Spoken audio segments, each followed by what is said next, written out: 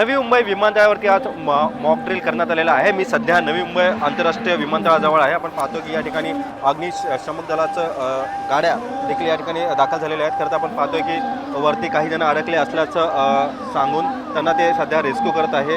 अशा प्रकारे आपण पाहतो की या ठिकाणी असंख्य ॲम्ब्युलन्स देखील दाखल झालेले आहेत आणि दृश्यामध्ये आपण पाहतोय की काही नागरिक अडकलेले आहेत, त्यांना आता ते रेस्क्यू करत आहे। मात्र नवी मुंबई आंतरराष्ट्रीय विमानतळावरती कुठलं चक्रीवादळ आलं आणि कुठलं आपत्कालीन जर परिस्थिती निर्माण झाली तर त्यापासून कशी मुक्तता या नागरिकांची किंवा सुटका केली पाहिजे, त्यासाठी हे जो मॉक ड्रिल आहे ते सगळं महत्त्वाचं मानलं जातं आहे। आपण दृश्यामध्ये पाहतोय की फायर ब्रिगेडचे जवान असेल किंवा रेस्क्यू टीम असेल ती सध्या काही नागरिक जे अडकले होते त्यांना ती घेऊन जाते आणि आपण दृश्यामध्ये पाहतो की या ठिकाणी असंख्य ॲम्ब्युलन्स देखील या ठिकाणी आलेले आहेत व त्याप्रमाणे डॉक्टरांची टीम देखील कार्यरत आहे।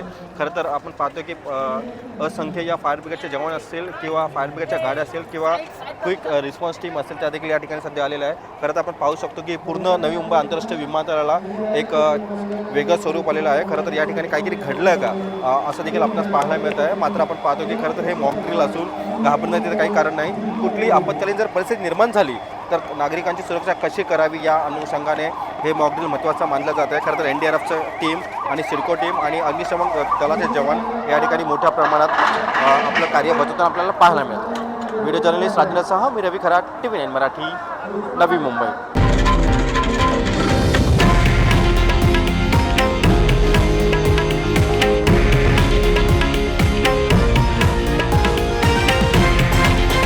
हे आहे देशातील नंबर 1 न्यूज नेटवर्क आणि आपण पाहत आहात TV9 मराठी, एकमेव।